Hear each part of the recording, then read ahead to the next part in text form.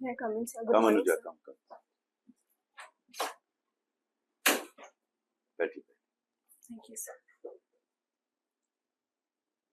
Is this your first attempt? Yes, it's my first attempt. Yeah, the prelims, mains, Yes. through and through? Yeah. Oh, wonderful. You'll make it. So, I am a good judge of candidates. First, you have a good countenance. I keep telling everyone smile, and I don't have to tell you that. You know, smile conveys a confidence which is very good. Whoever is interviewing. Okay, before I tell you what you should do, when is your interview? so it's on 26th. So you still have 10 some days. 10 days. Yes. But if you have any question, ask me, then I'll tell you what you should do in the next 10 days. So I'm confused whether to what extent I have to prepare the static factual part, because I have attended mock interviews where I got stuck on some factual questions. Like Okay, I knew the answers; those are very basic GK. But First of all, don't prepare anything. Don't prepare. I'm consciously telling you, whoever tells you to prepare, don't prepare. Relax. Number two, don't worry at all about your inability to answer factual questions. You are not supposed to know everything. So if you don't know a factual answer, sorry sir, I don't know. I'm telling you about the IAS. In the second year, when I got the highest in the country in interview, 25% of the questions I said, I don't know, sir. They appreciated the fact that I had the courage to admit that I didn't know. Because it is usually understood that a candidate may not know all the answers. Yes. Second, you've already been assessed for your knowledge. Absolutely, you have been assessed. So they're not assessing your knowledge at all. They are assessing how candid you are in admitting your ignorance. I have to be honest. Like if I do not know, I have to say that I don't know. Straight away, very politely, with a smile, sir, I'm sorry, I don't know. Yes, sir. And you get to say that repeatedly without worrying about it. Yes, sir. It's the worry that is more important. Yes, sir. I'm worried that if I say no repeatedly, then that's what some people who have no idea about interview, and I say that with my personal experience, suggest that you brush up your knowledge. You should know this. No. Next 10 days, don't prepare anything. Just relax. I'll tell you more things to do next 10 days once I hear from you on what you know. But one thing you should get out of your mind, that you don't know this, you don't know this, you don't know this. No. It's natural not to know. Keep repeating, so if I don't know, so be it. That will give you enormous amount of confidence. What else? Yes, sir. So that was one of the main questions which I had. Secondly, sir, if you could give me some advice. No, I'll give you a lot of advice. I'll give you a lot of advice. First, I'm trying to understand your problems, your issues, and then I'll give you a lot of advice. That is one issue. Like that's the thing I fear, that what if I say no repeatedly and I feel underconfident due to that. That is one thing. And secondly, sir, while giving the answers, I have the tendency to elaborate and like speak a lot. Otherwise, sometimes also the interviewer might interrupt, and then I might not complete the answer. So would that be an issue? Not at all. You say what you have to say. Yes. If they stop you in between, then you stop in between without feeling guilty about it. You know, sometimes what happens is the person who is listening to you has already understood your point. Yes, sir. He does not require any elaboration, so he'll interrupt you. Otherwise, don't worry whatever you have to say. If you have asked a question of you, you're answering that question to the best of your ability. So continue to do that. Don't worry on that front again. I try to answer the entire thing. Like you are supposed to answer the entire thing, no? Yes, sir. You are supposed to answer the entire thing. So don't worry if you are unable to stop yourself from speaking. Speak. Yes, be your natural self. I keep telling everyone, don't try and be somebody else. Be yourself. There are few correctives that you have to bring in. That's a different matter. Few correctives. But don't try and change yourself too much. If you have got into the habit of explaining things which you think are much beyond than should be, still continue to do that. They'll stop you. Yes, they'll stop if it's too long. If the answer is they will stop you. Fair enough. Then you go on to. Yes. But don't feel guilty. Oh, perhaps I was speaking too much. That's why this. It's your guilt that is troubling you. If you get over that guilt of your inability to stop or inability to answer that question, this is the only thing that you should cultivate. That I will stop feeling guilty. Yes, sir. Anything else? So then I have been posed these questions in the previous 2 mock interviews which I have given regarding. I have also qualified the UGC NET examination. I have done my master's, so they have asked me to prepare this question very nicely on what about becoming a professor versus becoming a civil servant. I'm preparing those kind of questions, which might. What is your response to it? Spontaneous response. Yes, sir. Preparation is different. Yeah. Yes, sir. I prepared the answer, if I can say it. I would say that yes, being a professor is a very noble profession. I have personally, while studying in Hindu college, also I have met professors who are very passionate about their work. But so both my parents were in the civil services, in the Assam civil service. So while growing up, also I was very inspired by my parents in my day-to-day life. And that also motivated me towards giving this examination. And since the past 2 years, I have been preparing for this examination only.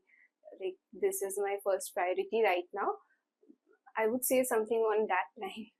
Wonderful. Very good answer. Very, very good answer. I'll just speak about my own personal experience. Absolutely perfect. Absolutely perfect. Perfect answer.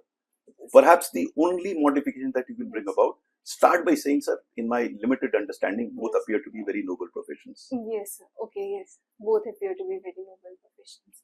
Because your understanding of civil service is more than understanding of professor, because your parents were there. Yes, sir. But whatever I hear about professors, as you say, you studied in Hindu college, I find. Yes, sir. So there's nothing wrong with that. But my preference for civil service because my parents were civil servant, which is a very good reason for you to become a civil servant. Yes, sir. So I can mention that in the interview. Absolutely. Absolutely. About my personal because experience, that's how what I have seen. How do you differentiate? You find that very good. But differentiator is your experience of your parents. Personally, yes. So it's an excellent answer. Yes. Did you appear for UPSC? Yes, sir. I have appeared last year and this year also. I was mainly preparing for UPSC and I could not get through prelims due to a few marks. You are a fit candidate for UPSC. I'm going to tell Rajdeep to start a guidance program here for UPSC. Yes, sir. I think there is a guidance program for UPSC. While studying in Hindu College in Delhi, I completed my graduation in 2020. So in 2018-19, I had taken coaching because in DU that culture is very much there of unfortunately, coaching is not the issue. Yes, sir. I keep telling everyone, it's not coaching as much as guidance. Yes, sir. So what you should study, how you should study, that is more important than somebody teaching you a subject. So last year, I gave UPSC prelims where I could qualify the paper 1 cutoff, but I failed CSAT by 3 marks. Okay, so that's and the this real year problem. also the same thing happened. I think in the GS paper I might have fallen short of a few marks because in the exam hall I got a bit nervous. Like I marked few questions wrong, those answers were at the tip of my tongue always, but somehow I ended up. So my suggestion to you is, I have no doubt you will qualify here. But you are not made out for this. You are made out for UPSC. If someone guides you properly, you will qualify for the UPSC. Don't give that up. I mean, little conversation that I have had with you and with your background, you are a good candidate. And maybe at some point in time, I'll guide you on how to approach CSAT. We have sessions there. Okay, I'll tell you. Because that's the stumbling block for most of the candidates coming from the humanities. Yes, sir. Which subject political science. Okay. I prepared to CSAT, but I got nervous. Here, I have no doubt that you'll qualify. So you be what you are. Don't try and learn too many things. Don't go by some of the suggestions that have been given to you to brush up your facts. No. Like I feel demotivated if I can't answer facts. So that you get over that. Reflected. That I think you should get over as quickly as possible. Get over that, because you're not supposed to know all facts. And ignorance is not a disqualification there. Provided you have the courage to admit it. That's important. Anything else before I come to my suggestions? So that's it. Okay, so I have these thoughts on. They may ask you that you studied in the Hindu college. Yes. They may ask you about higher education in Assam. Assam, yes, Assam. Sir. Why did you? So I prepared that. You prepare a good answer to that. Secondly, they will ask you about everyone in Hindu college aspires to become a UPSC candidate. What happened to you? You should be able to candidly admit, sir, So I should tell them that I have appeared. No harm. Okay, sir. See, those are smart guys sitting there. They will not pick you on not knowing, but they'll pick you if you're fibbing, if you're hiding something. Yes, sir. So if they ask you a question and there is a fact behind it, say it. There is no harm in failing in life. Yes, sir. Many people fail in life. And failure for individual is different.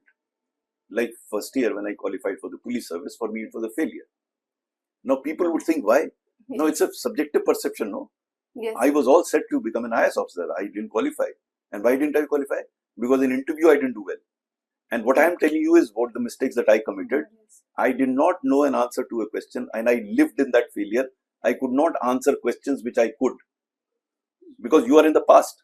You are still tied up with the guilt of your inability to answer the previous question. So this thing happened with me in the last mock interview which I gave. I felt... I mean, I shouldn't be saying it. Stop mock interviews. Mock interviews are going to make you nervous. Because one mock interview is fine because it helps you assess yourself. Yes, sir. Beyond it, mock interviews have no value. Initially, they have a value in the sense of you making an assessment that these are my problems. As you discovered, you discovered that your inability to answer a factual question made you nervous. That's a discovery that you had. Yes, sir. Then you should work on improving it rather than having another mock interview. So don't waste your time on mock interviews. Yes, sir. Just have a nice time. Converse as much as possible in the next few days. This is very important. Yes, sir. So this conversation. Sorry. So here also there is a mock interview after this. I don't know. My approach to thing is repeated mock interviews are not helpful. Again, yes, my past 6 years experience I'm telling yes, you. And I've gone to town with it. Yes, sir. You must reflect and understand what is wrong with you and work on it. And how do you work on it? Number one, realize that your inability to answer a factual question, there is nothing wrong. It is very natural. This realization has to dawn on you. Okay, you don't know, so you don't know. That's it. Yes. Usually we attempt to test ourselves, keep testing ourselves. It doesn't work that way. You have to work with yourself. Yes. And the work that you do is to reflect on what you're doing. Second, you must have conversations with others who are appearing in the interview.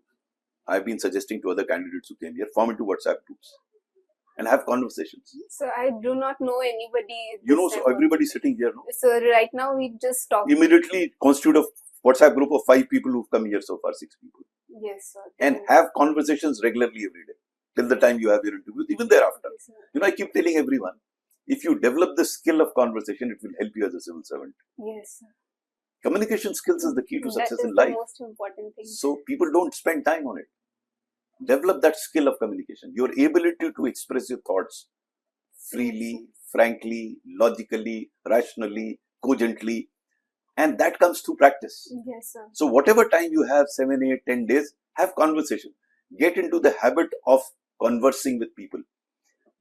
The difference between my first year and second year was second year I had reduced the interview into a conversation. You're conversing.